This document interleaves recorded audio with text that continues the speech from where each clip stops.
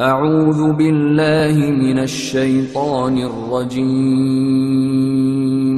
اعوذ بالله من الشیطان الرجیم. بسم الله الرحمن الرحیم. به نام خداوند بخشنده مهربان. هل اتاک حدیث الغاشیه؟ ای پیامبر، آیا خبر غاشیه به تو رسیده است؟ وجوه یومئذ خاشعه. چهره‌هایی در آن روز خار و ذلیل خواهند بود. عاملة ناصبه. در دنیا پیوسته تلاش کرده و خسته شده و چون در راه حق نبوده نتیجه ای ندیده اند. تصلی نارا حامیه. در آتش سوزان درآیند. تسقى من عین آنیه. از چشمه بسیار داغ به آنها نوشانده می شود.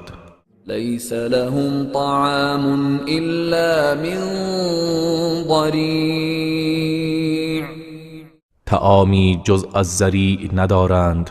لا یسمن ولا یغنی من جوع. که نه آنها را فربه کند و نه دفع گرسنگی نماید. وجوه یومئذ ناعمه. و چهره‌هایی در آن روز شاداب و تازه باشند. لسعیها راضیه. و از سعی و تلاش خود خشنودند.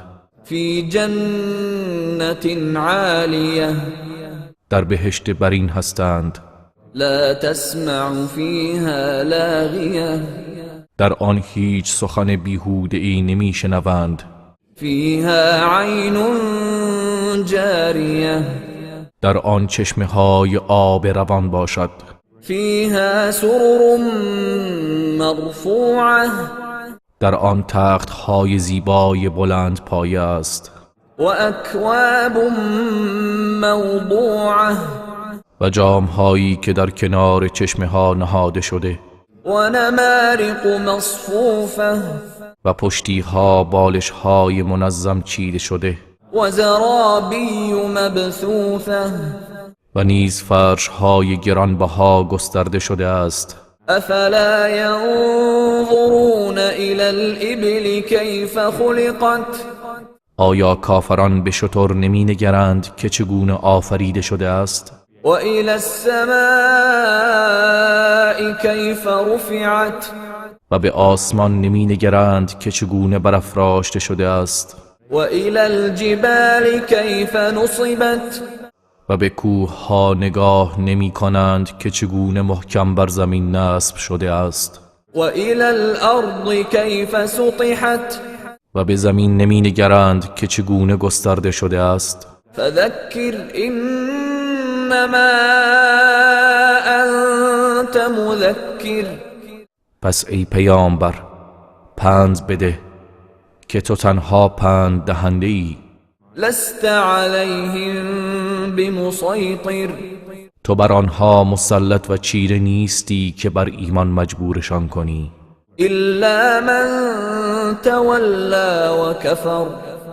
مگر کسی که روی گرداند کافر شود. فيعذبه الله العذاب الأكبر. پس خداوند با عذاب بزرگ او را عذاب می کند. إن إلينا إيابهم.